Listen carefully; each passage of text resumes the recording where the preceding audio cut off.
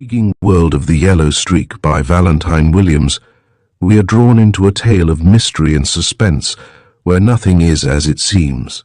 The story unfolds around Hartley Parish, a man whose sudden rise to wealth brings both privilege and peril. As we journey through the richly drawn characters and their entangled fates, the shadows of deception lurk at every turn. Prepare to immerse yourself in a narrative filled with twists and revelations that will keep you on the edge of your seat. Chapter 1. The Master of Harkings.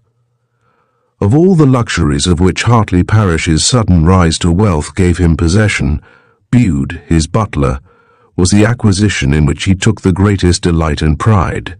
Bude was a large and comfortable-looking person, triple-chinned like an archdeacon, bald-headed except for a respectable and saving edging of dark down, clean-shaven, benign of countenance. With a bold nose which to the psychologist bespoke both ambition and inborn cleverness. He had a thin, tight mouth which in itself alone was a symbol of discreet reticence, the hallmark of the trusted family retainer. Bude had spent his life in the service of the English aristocracy. The Earl of Tipperary, Major General Lord Bannister, the Dowager Marchioness of Wiltshire, and Sir Herbert Marcobrunner, Bart, had in turn watched his gradual progress from pantry boy to butler. Bude was a man whose maxim had been the French saying, "Je prends mon bien où je le trouve." In his 30 years' service he had always sought to discover and draw from those sources of knowledge which were at his disposal.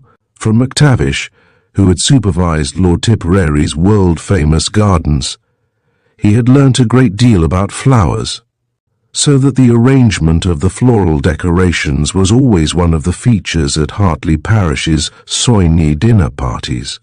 From Brun, the unsurpassed chef, whom Lord Bannister had picked up when serving with the guards in Egypt, he had gathered sufficient knowledge of the higher branches of the cuisine to enable Hartley Parish to leave the arrangement of the menu in his butler's hands.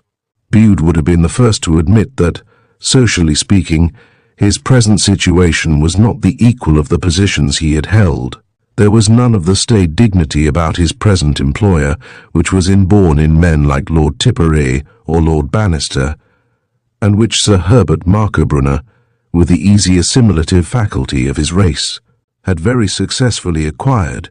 Below middle height, thick-set and powerfully built, with a big head, narrow eyes, and a massive